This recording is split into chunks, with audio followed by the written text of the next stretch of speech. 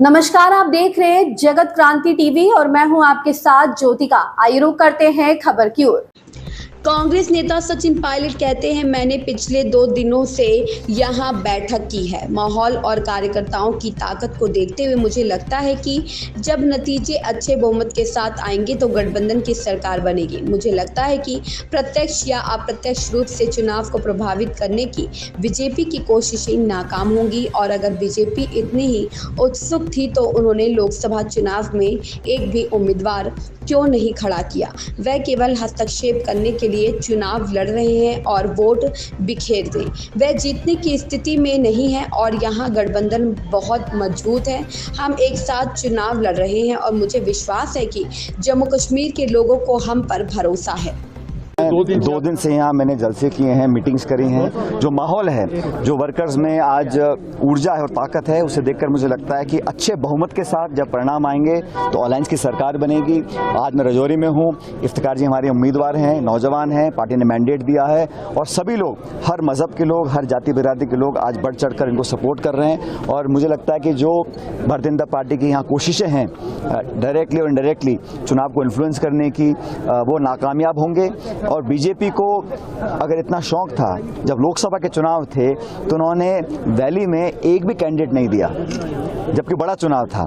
4 महीने में ऐसा क्या बदल गया कि आज वो चुनाव लड़ने के लिए इच्छुक हैं। वो सिर्फ वोट का बिखराव करने के लिए, यहाँ पर इंटरफेयर करने के लिए चुनाव लड़ रहे हैं। जीतने के हालात उनके नहीं हैं। और यहाँ पर अलायंस का जो गठबंधन है बड़ा मजबूत है। हम लोग मिलकर चुनाव लड़ रहे हैं और मुझे लगता है कि पूरे जम्मू कश्मीर के लोगों का विश्वास हम लोगों के ऊपर है। अगर कांग्रेस सरकार में आती है तो जम्मू कश्मीर को दोबारा रियासत का दर्जा दिया जाएगा। 2 हिस्सों में जम्मू कश्मीर को तकसीम किया गया, क्या कांग्रेस दोनों हिस्सों को एक करेगी दोबारा? बिल्कुल, जो पहले स्टेटस था जम्मू कश्मीर के लोगों का, स्टेटहुड का, हमारे मैनिफेस्टो में हमने कमिटमेंट किया है, हम लोग वापस स्टेट दोबारा बनाएंगे, क्योंकि लोगों के सेल्फ रिस्पेक्ट, लोगों की इज्जत से, लोगों की एक ख्वाहिश इसमें जुड़ी हुई है, उसको हम पूरा करेंगे। और जो केंद्र सरकार के मंसूबे थे उसको हम नाकामयाब करेंगे। प्रधानमंत्री जी, गृह मंत्री जी, सब तरह तरह के लोग यहाँ पर आ रहे हैं, लेकिन जो रिपोर्ट कार्ड है, 10 साल से आप सरकार में दिल्ली में हैं, आपने जम्मू कश्मीर को क्या दिया है सिवाय बेइज्जत करने के, उनको परेशान करने के। और यहाँ पर एलजी के रूल के माध्यम से आपने तमाम उन ताकतों को और मजबूत किया है जो नफरत और घृणा की राजनीति करते हैं। हम लोग बदलाव चाहते हैं और ये इलेक्शन है, बदलाव का इलेक्शन होगा।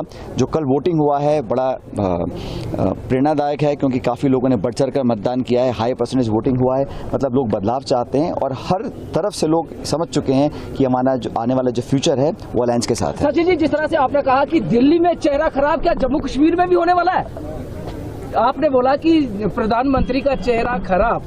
मैंने कहा कि जो घमंड और आक्रमण की राजनीति 10 साल हुई, उस पर विराम लगा है। राहुल जी के नेतृत्व में आज पार्लियामेंट के अंदर हमारा अच्छा बहुमत आया इंडिया अलायंस का।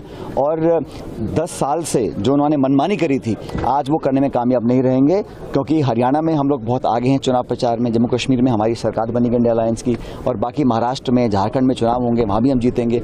ये लोग बोलते हैं 1 नेशन 1 इलेक्शन। ये समझ से परे है कि 4 स्टेट्स के चुनाव आप इकट्ठे नहीं करा पा रहे हैं, तो आप इसको कैसे पॉसिबल कर पाएंगे? पार्लियामेंट में नंबर्स आपके पास नहीं है, आप इसको कैसे पास करा पाएंगे? ये सिर्फ ध्यान भटकाने के लिए सगुफा छोड़ा गया है, ये जुमला है एक तरह से। और सरकार ने पहले बहुत यूटर्न लिए हैं, इस मुद्दे पर उनको यूटर्न लेना पड़ेगा। इस खबर में बस इतना ही। बने रहिए जगत क्रांति टीवी के साथ।